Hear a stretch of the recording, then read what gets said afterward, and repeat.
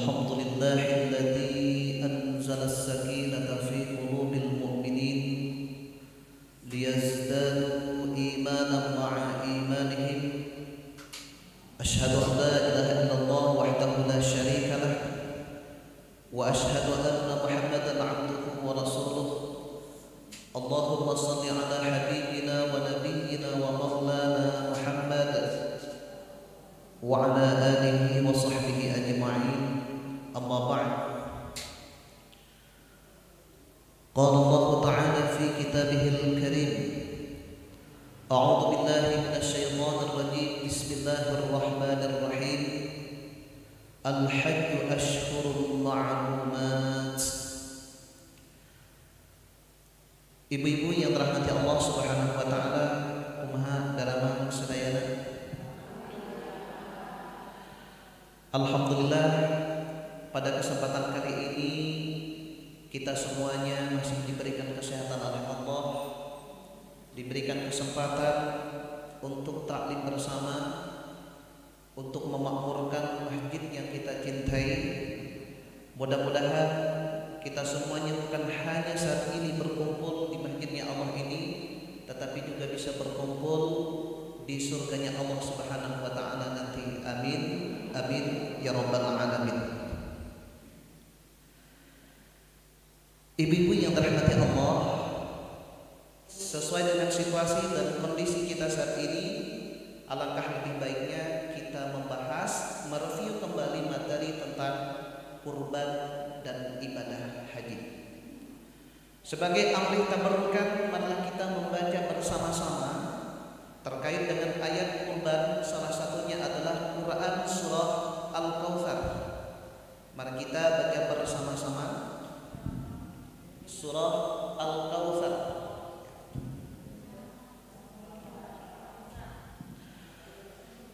A'udzu billahi minasy syaithanir rajim.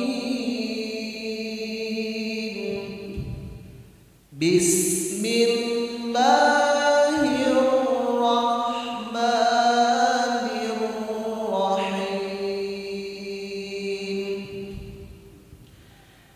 Inna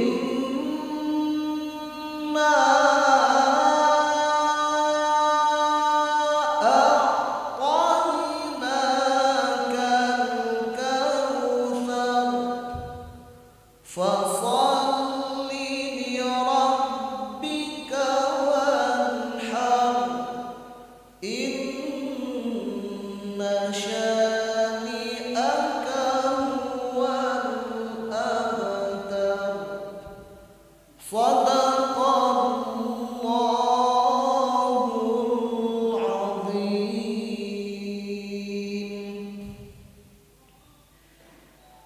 Ibu-ibu yang dirahmati Allah Subhanahu wa taala,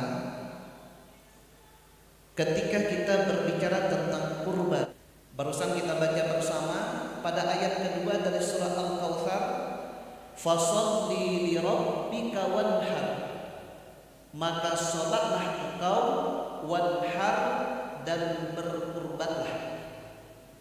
Kata wanhar di sana menggunakan fi'il amr. Di dalam usulul fikih, apabila ada perintah berbentuk amar, terkadang menjadi wajib perintah itu. Seperti halnya wa aqimus shalah, dirikanlah salat, salat menjadi wajib.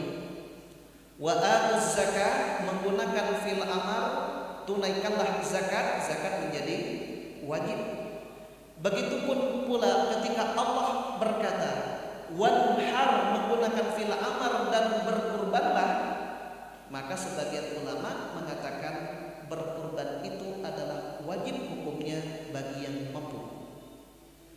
Meskipun ada juga yang mengatakan karena fasholli li rabbika wanhar, objeknya di situ adalah Nabi Muhammad sallallahu alaihi wasallam, maka berkurban itu hukumnya wajib untuk Nabi Muhammad sallallahu alaihi wasallam dan hukumnya sunnatun muakkadatun bagi umat Islam yang diberikan kuasa rezeki oleh Allah.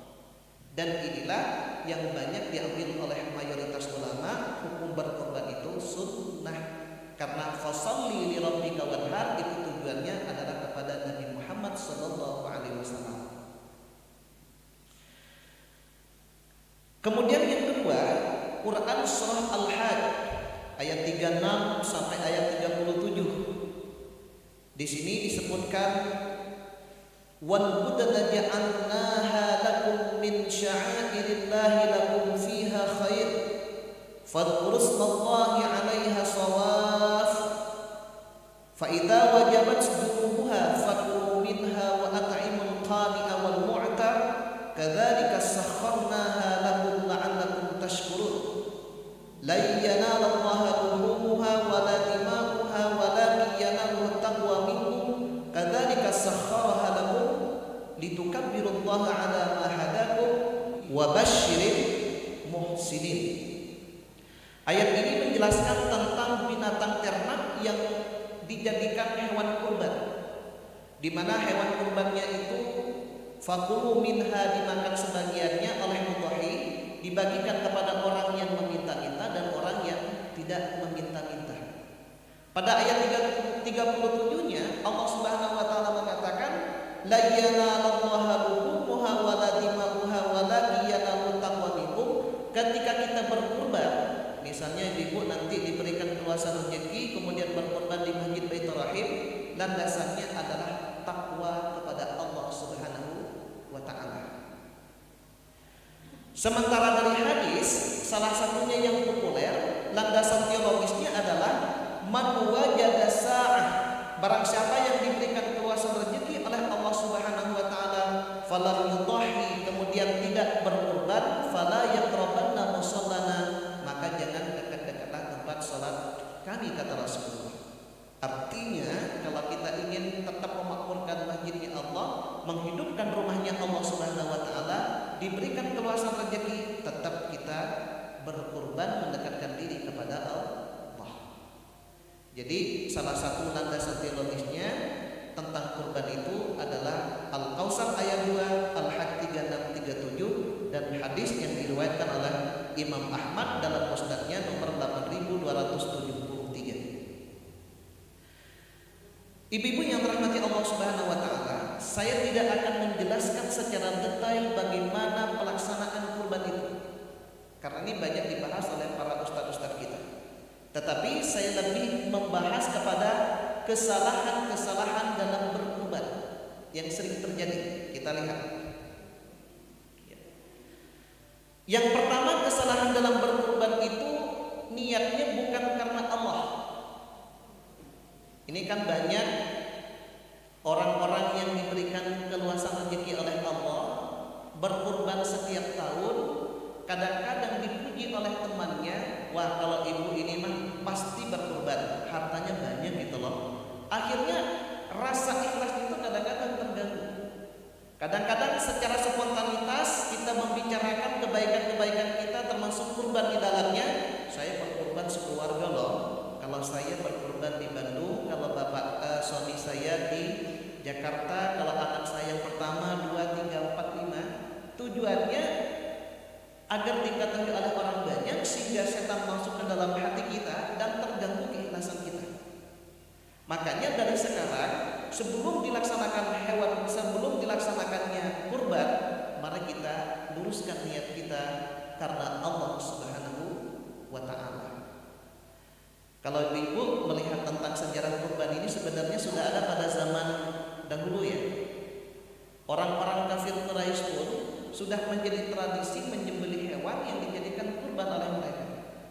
Daging-dagingnya itu disembelih, kemudian darah hewan kurbannya itu dilumuri di dinding-dinding Ka'bah dengan harapan orang kafir Quraisy pada saat itu diselamatkan dari bahaya. Dikurbankan kepada Latta dan Uzza, dikurbankan kepada berhala-berhala mereka. Nah, karena perbuatan tersebut, tradisi tersebut itu hanya membuang-buang harta saja, tidak ada manfaatnya, oleh Allah Subhanahu wa taala melalui Nabi Ibrahim alaihissalam, Nabi Ismail alaihissalam, kemudian Nabi Muhammad sallallahu alaihi wasallam sampai kepada kita saat ini, akhirnya dijadikanlah kurban di mana tujuannya adalah takwa kepada Allah Subhanahu wa taala. la yanalallaha luhumuha wala dima'uha walakin yanaluhu taqwa minkum. Kira-kira siapa ibu yang berkorban saat ini? Luruskan niatnya karena Allah, bukan riya, bukan karena ingin dipuji, bukan karena ingin disebut dermawan dan lain sebagainya, tetapi karena Allah Subhanahu wa ta'ala. Yang kedua, ya, menyembelih sebelum sholat Idul Adha. Dulu ibu-ibu yang dirahmati Allah Subhanahu wa ta'ala, ada sebagian sahabat yang menyembelih hewan kurban itu sebelum dilaksanakannya Idul Adha. Tujuannya apa? Tujuannya adalah biar lebih cepat disembelihnya dan bisa dimakan sebelum berangkat melaksanakan hari raya Idul Kurban, hari raya Idul Adha, sebelum pelaksanaan sholat Idul Adha. Tetapi apa kata Rasulullah SAW? Siapapun saja di antara kalian yang menyembelih hewan kurban sebelum pelaksanaan sholat Idul Adha, maka syaduka syadul lahmin, kambingmu hanyalah kambing biasa, bukan kambing hewan kurban. Jadi tetap pelaksanaannya setelah pelaksanaan sholat Idul Adha. Jadi kalau misalnya setelah pelaksanaan sholat subuh disembelih dahulu biar nanti lebih cepat karena tukang jagalnya ngantri dan lain sebagainya, itu tidak dibenarkan.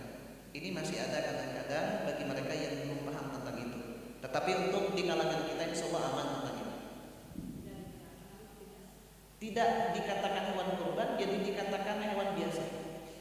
Jadi seperti halnya ibu menyembelih di hari-hari yang lain, gitu ya.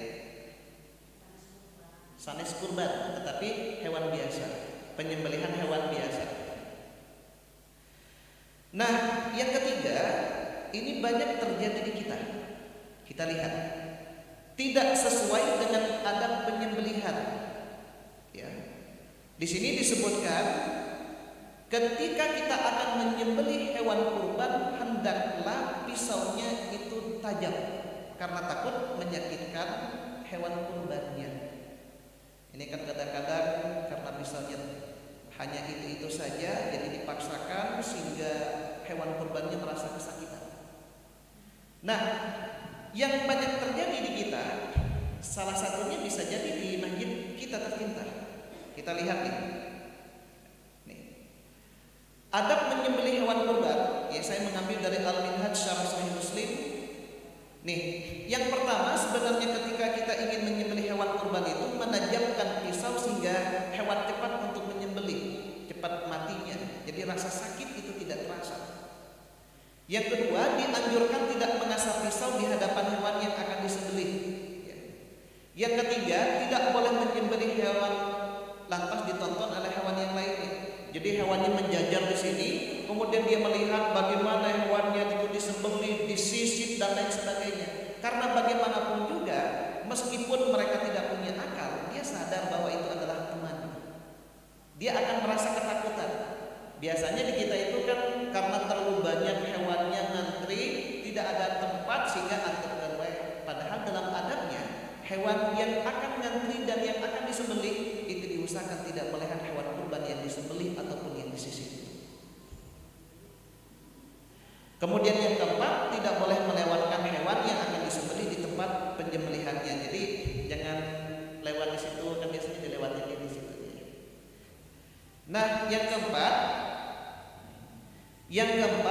memanfaatkan hasil kurban untuk dijual dan sebagai upah bagi tukang jagal. Ini sudah banyak sekali penjelasan-penjelasan ini, tetapi kadang-kadang kita masih belum paham tentang ini. Kita lihat. Kata Rasulullah SAW, "Wala tabi'u luhumal hadi wal udahi, fakulu wa tasaddaqu." Janganlah kalian semuanya menjual daging al-hadi. Ini yang biasanya digunakan oleh mereka yang melaksanakan ibadah haji ya. Tetapi kalau yang hewan kurban kita sebutannya adalah udhiyah. Itu tidak boleh dijual, tetapi kata Rasulullah SAW di sana, makanlah dan sedekahkanlah. Man ba'a jilda udhiyatihi, barang siapa yang menjual hewan kurban, baik oleh ibu selaku mudhiyah atau panitia yang menjadi tangan kanan dari ibu-ibu selaku mudhahi, fala udhiyatalah, maka ibu tidak dikatakan berkurban oleh Allah, dikatakan hewan biasa saja. Paham Bu? Ya. Ini antara hadis yang pertama, kedua, ketiga, ini sudah jelas tidak diperbolehkan. Nah, pertanyaannya, adakah pendapat yang memperbolehkan menjual kulit hewan kurban? Karena di masjid-masjid itu kan ada juga menjualnya ya. Di masjid termasuk Masjid Baitur Rahim, kemudian Masjid Agung, itu kan dijual. Tukang jagal sudah ngantri di sana, sudah dipesan oleh beberapa hari yang lalu. Kita lihat, ini yang sering salah kaprah. Nih kita lihat. Ya, saya ngambil dari Kifayatul Ahyar juz 2 halaman 242. Kita lihat.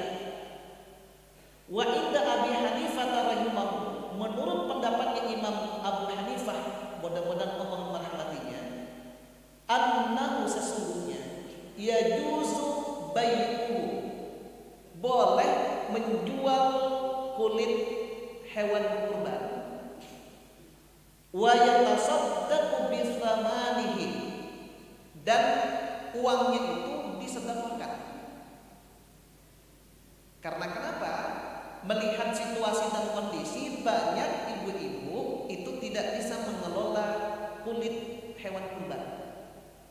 Ini banyak biasanya kalau cuma dikasih sedikit itu dimasak, kadang-kadang tanggung, kadang-kadang juga tidak bisa memasaknya, akhirnya banyak dibuang dan mubazir.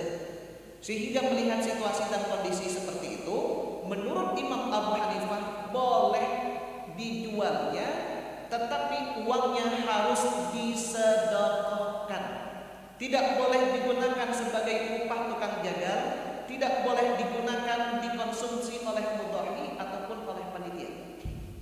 Misalnya ambil sama panitia, nanti pembubaran panitia makan-makan di luar, itu nggak boleh Bu.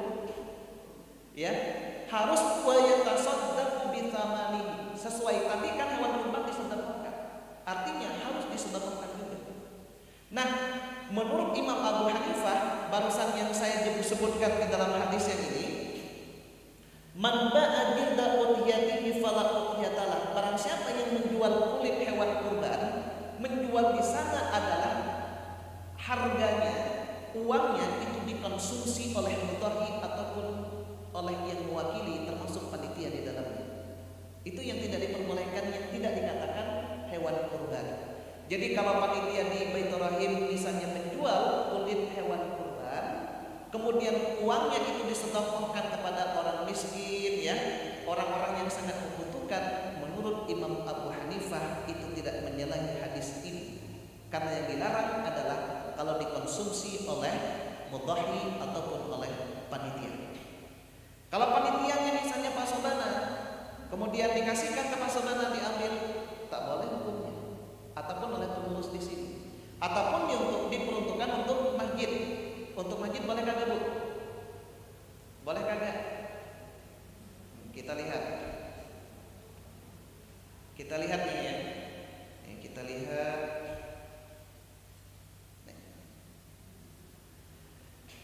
Fakulu minha, maka makanlah oleh kalian semuanya minha dari hewan kurban. Minha di sini berarti siapa Bu? Mudhahi dan panitia, betul? Wa at'imul qani, dan beri makanlah orang yang rela dengan apa yang ada padanya, yang tidak meminta-minta. Ini kan biasanya kita punya tetangga, mereka nggak minta-minta, betul? Kita kasih, boleh. Wal mu'tar, dan orang yang meminta-minta. Ini ada orang yang minta-minta dong, minta daging hewan kurbannya, boleh. Jadi hanya ada 3 asnaf yang boleh diberikan. Kalau masjid boleh kagak? Mushola boleh kagak? Enggak boleh. Berbeda dengan zakat. Kalau zakat ada sabilillah. Sabilillah di sana di dalam Safwatut Tafasir, di dalam tafsir Asy-Sya'rabiyah bisa masuk sabilul khairat, setiap sesuatu yang ada kebaikan di dalamnya boleh zakat itu ditasarrufkan, didistribusikan. Misalnya Bapak Ibu mau mengeluarkan zakat ke masjid, ke mushola, jembatan, lembaga pendidikan boleh kalau itu zakat. Tetapi kalau di situ hewan kurban, daging hewan kurban hanya ada 3 di sini. Mudhahi, kalau di sana bukan nadar ya, kurbannya tidak nadar. Kemudian di sini orang miskin dan orang yang tidak meminta-minta. Paham Bu? Orang kafir juga boleh. Di sini kan bahasanya umum. Orang yang meminta-minta dan orang yang tidak meminta-minta. Paham ya?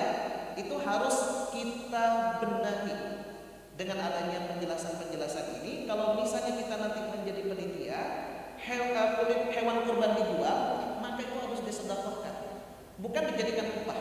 Misalnya begini, di situ kan biasanya ada tukang jaga, ada panitia-panitia dan lain sebagainya. Maka di situ sebenarnya diserahkan kepada selain itu. Ya, diberikan kepada, kalau panitia boleh nggak? Nggak boleh kan? Karena panitia itu adalah wakil dari mudhahi. Ya, orang lain harusnya. Selanjutnya kita lihat yang keberapa sekarang? Yang kelima. Hewan kurban tidak diperhatikan. Ya, di sini sebenarnya intinya hewan kurban itu tidak boleh buta ya. Picek sebelah, tidak bisa melihat. Itu sudah jelas tidak diperbolehkan. Sakit, kena COVID-19, ada nggak kira-kira sapi sekarang? Agak bukannya ya. Ya. Kemudian yang ketiga, pincang dari lahir ataupun pincang setelah diturunkan dari truk. Makanya kalau misalnya kita menjadi panitia harus jelas dengan tukang sapinya.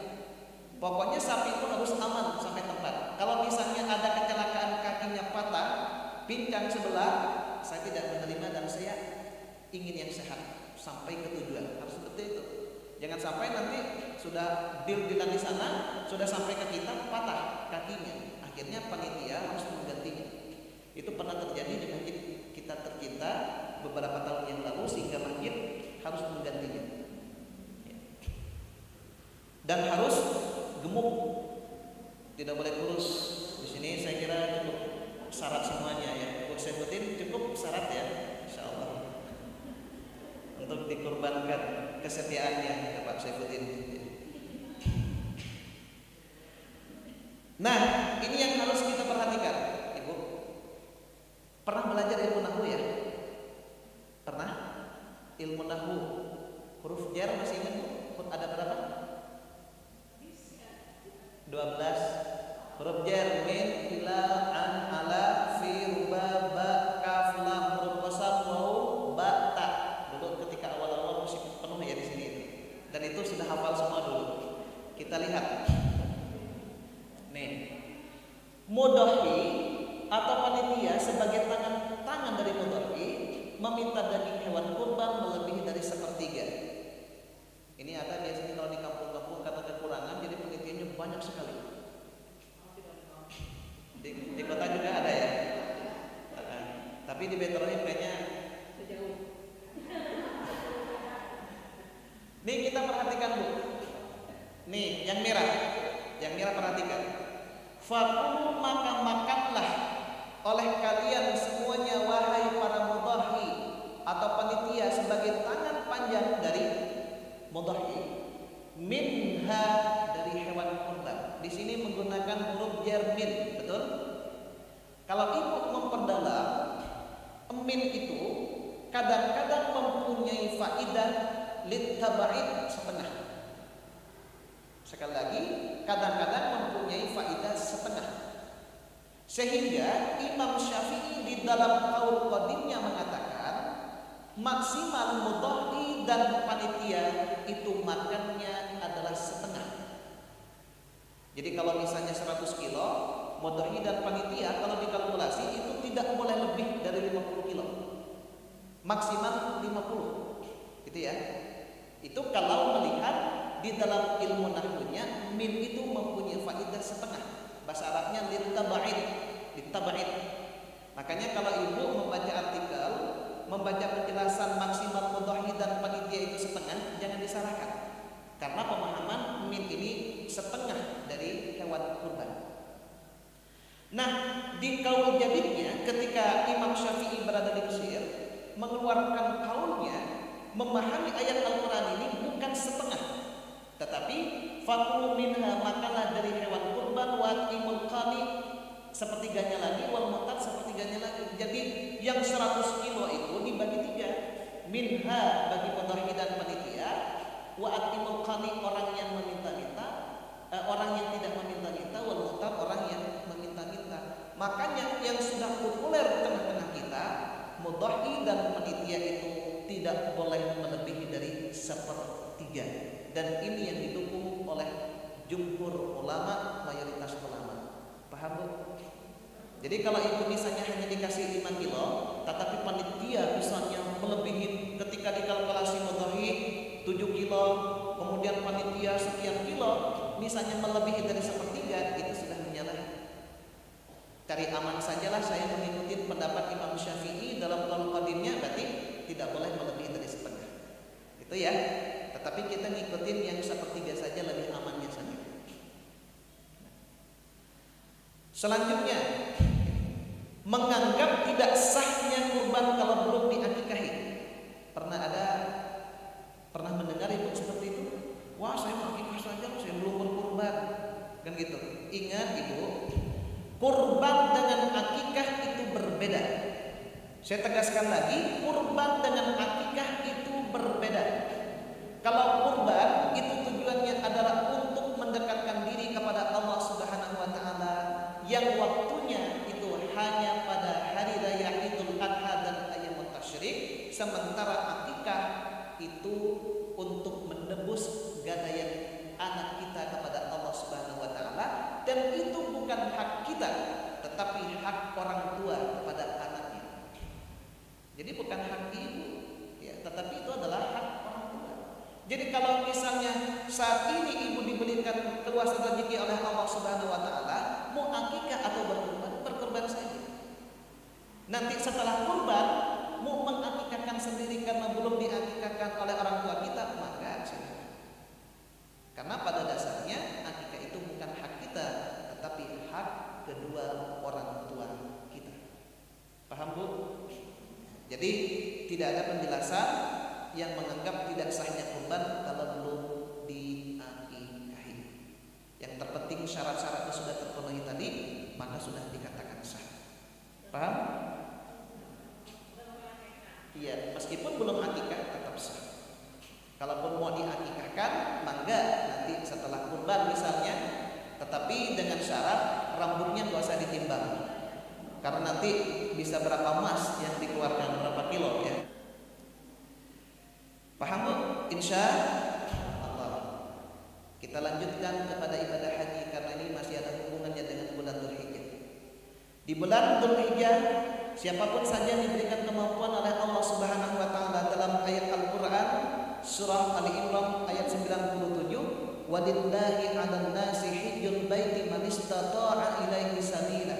Siapapun saja yang diberikan kemampuan rezeki oleh Allah, berangkatnya, pulangnya, kemudian perjalanannya aman, kemudian keluarga yang ditinggalkan oleh kita di situ ada makan untuk hari-hari yang ditinggalkan oleh kita, maka hukumnya wajib untuk melaksanakan ibadah haji dan umrah. Ya. Kemudian Al-Baqarah 197, Al-Hajju Asyhurun Ma'lumat. Kemudian Al-Hajj ayat 27, ada yang hafal? Yang hafal dapat hadiah iPhone 12. Wa adzim fin nasi bil hajji ya'tuka rijalan wa 'ala kulli dhamirin ya'tina min kulli fajjin 'amiq. Itu ya.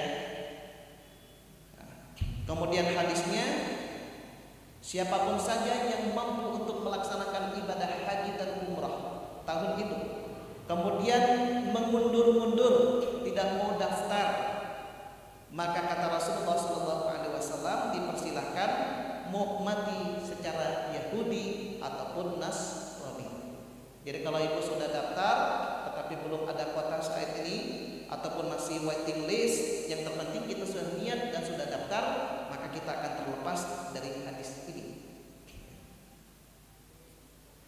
Nah, saudara-saudara kita saat ini sudah berada di sana, saya kira sudah ada yang melaksanakan umroh dulu baru haji, ada yang nanti menyusul haji dulu baru umroh, ada yang langsung bersamaan yang disebut kita haji kiraan. Sejarah ibadah haji kita ketahui di situ ada Nabi Adam alaihissalam. Ketika kurang lebih 500 tahun lamanya tidak bertemu dengan Siti Hawa, kemudian bermunajat kepada Allah, ya Allah, aku merindukan istriku tercinta Hawa. Kemudian oleh Allah diperintahkan, wahai Adam, silahkanlah pergi ke Arab. Arab itu artinya gurun pasir, di suatu lembah. Ketika sudah sampai di sana, di mana ya Allah, teruskan perjalanan. Di situ ada lembah. Kemudian Nabi Adam alaihissalam merindukan Sidratul Muntaha. Di situ malaikat mengelilingi, melaksanakan tawaf. Maka disitulah pas di bawahnya di bumi itu ada tanah, ada batu yang kemudian menjadi pondasi Ka'bah pertama kali. Disitulah Nabi Adam pertama kali melaksanakan tawaf. Sehingga sampai saat ini umat Islam melaksanakan tawaf, yang melaksanakan ibadah haji dan umrah. Kemudian di situ juga ada peran Nabi Ibrahim alaihissalam, ya, ada Hijr Ismail, ya. Kemudian di situ ada Safa dan Marwah, itu kan asal dari keluarganya Nabi Ibrahim alaihissalam, yaitu Siti Hajar. Kemudian di situ juga ada peran Nabi Muhammad SAW. Salah satunya adalah Hajar Aswad. Ketika pada saat itu terjadi banjir bandang, kemudian tergeserlah Hajar Aswad, yang meletakkan di situ adalah Nabi Muhammad SAW.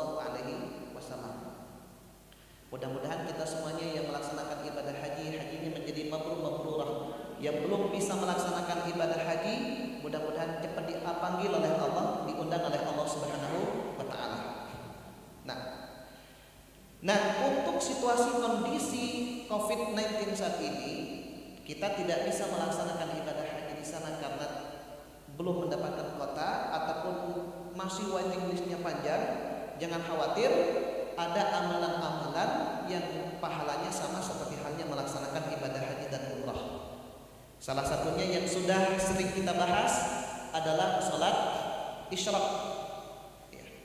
Yang pertama kita lihat, man shallal ghadatah, barang siapa yang melaksanakan sholat subuh fi jama'atin, secara berjamaah.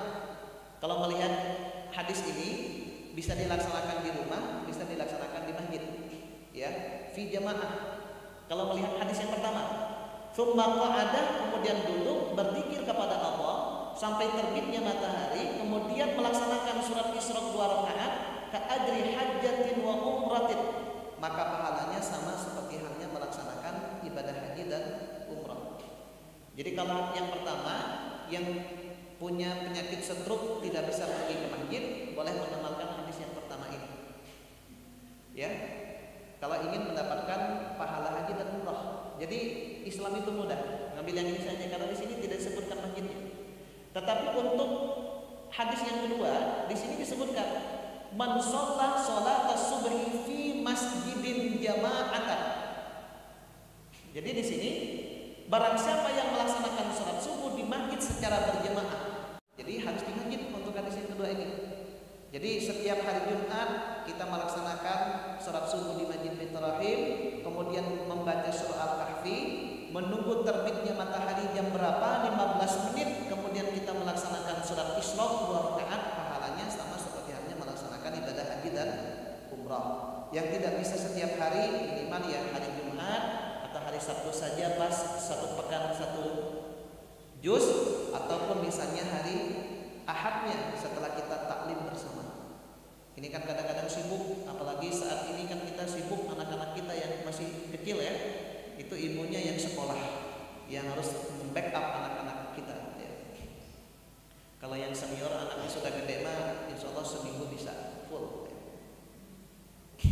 Yang kedua, man masya ila salatin maktubatin fil jamaah fahiya kahajjatin, wa man masya ila salatin tatawwu'in fahiya ka'umratin nafilah.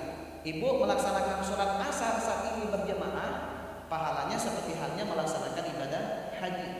Ibu melaksanakan sholat sunnah di masjid ini pahalanya sama seperti hanya melaksanakan ibadah umrah. Jangan khawatir misalnya wah hadisnya kan perempuan sholat di rumah, laki-laki sholat di masjid.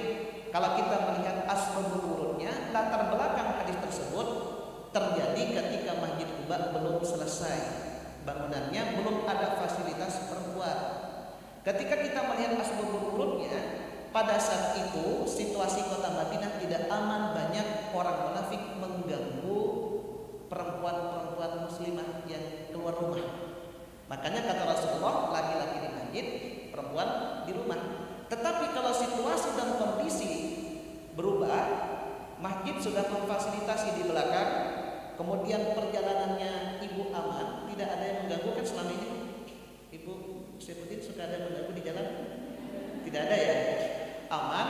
Maka di sana boleh seorang perempuan melaksanakan sholat berjamaah di masjid karena ingin mendapatkan pahala melaksanakan ibadah haji dan umrah itu. Paham ya? Itu kalau saudara-saudara kita biasanya memahami hadis itu secara kontekstual. Tetapi ada juga biasanya sebagian saudara-saudara kita yang memahami hadis itu hanya tekstual. Wah, kalau dalam hadis sudah berbicara begitu, ya udah di rumah saja. Mangga. Yang terpenting ibu ridho, suami pergi ke masjid, insya Allah pahalanya juga sama diberikan kepada ibu selaku istri. Yang ketiga, menghadiri majelis ilmu di masjid. Nah saat ini nih, kata Rasulullah, man ghada ilal masjidi la yuridu illa ayyata'allama khairan ay yu'allimahu. Barang siapa yang pergi ke masjid untuk taklim, belajar ataupun mengajar, ya, hanya mengharapkan itu, bukan karena ingin ke masjid, ingin disunting, bukan karena pergi ke masjid ingin bayar hutang, bukan pergi ke masjid karena takut dicarikan ibu majelis taklim, ya, tetapi di sana karena benar-benar ingin mencari ilmu, maka pahalanya di sana ka'ajri hajjin tamman hajjatuhu, maka pahalanya seperti halnya melaksanakan ibadah haji. Ibu niatnya karena Allah insyaallah, bukan karena takut ditanyakan, ya kumaha, ya RT 1, RT 2 kok cuma satu orang saja. Bukan itu ya. Ini kan kadang-kadang keluhan ibu-ibu teh biasanya, ibu-ibu hayu hadir besok teh. Biasanya yang hadir majelis kita cuma satu orang loh. Jadi niat kita kadang-kadang nanti nggak enak ditanyakan sama ibu ini. Itu harus rubah karena Allah Subhanahu wa taala pahalanya insyaallah sama seperti hanya melaksanakan ibadah haji. Amin. Amin ya rabbal alamin. Yang keempat, ketika orang miskin di sana mengadu kepada Rasulullah SAW akan ihwal orang kaya. Ya Rasul, orang kaya bisa mengeluarkan sedekah, bisa jihad, bisa melaksanakan ibadah haji, pahalanya banyak ya Rasul. Bagaimana dengan kami yang tidak punya harta, tidak bisa jihad fisabilillah? Apa kata Rasulullah SAW? Maukah aku berikan amal-amalan, yaitu membaca tasbih 33 kali, tahmid 33 kali, takbir 33 kali setelah melaksanakan sholat, pahalanya sama seperti hanya melaksanakan ibadah haji dan umrah. Ibu-ibu masih istiqomah itu? Masih Bu? Tidak 3 kali kan?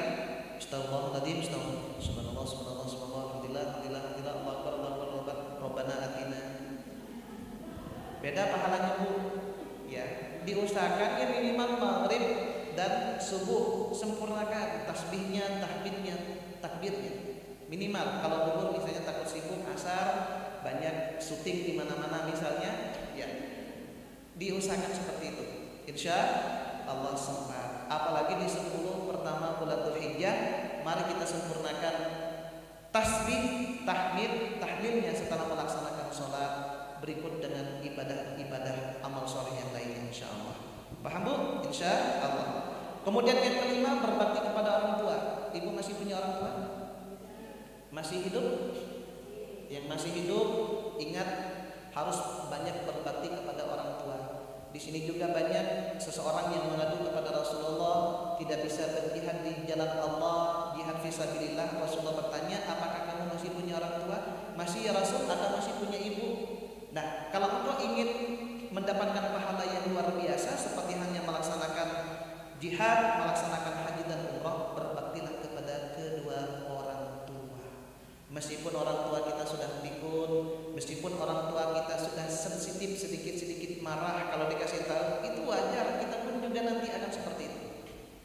Makanya ketika ada orang tua sholat belum pada waktunya, wajar karena mereka sudah sembuh. Sedikit-sedikit mereka marah seperti hanya anak kecil dahulu. Tetapi kita selaku anak tetap katakan kepada mereka, Rabbi firli wa liwalidayya warhamhuma kama rabbayani shaghira. Bahkan yang diajarkan oleh Rasulullah, oleh Allah Subhanahu wa taala di dalam Al-Qur'an, siapapun di antara kita yang sudah usia 40 tahun, di sini masih ada di bawah 40 tahun? Ibu-ibu? Ibu walunya 35? Iya. Iya. Di sini sudah 40 ke atas, yang diajarkan oleh Allah apa doa? Al-Ahqaf ayat 15.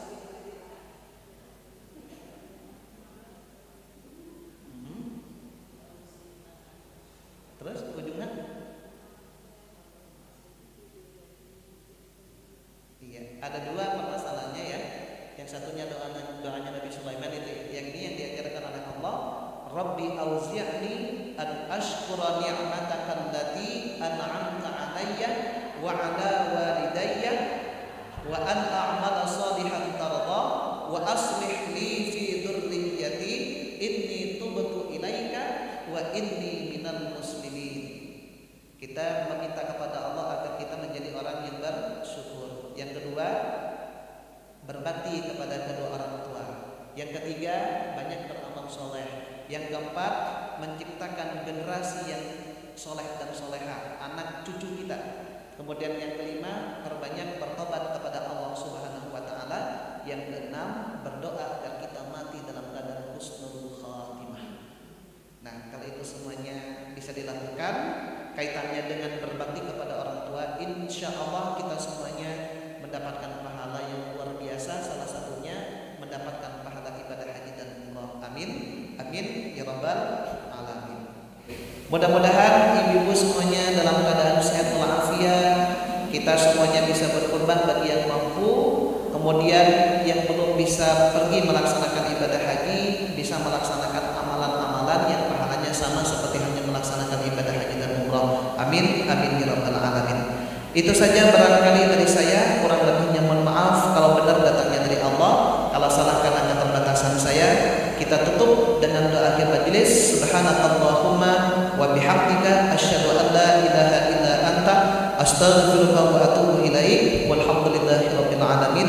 Wassalamu alaikum warahmatullahi wabarakatuh.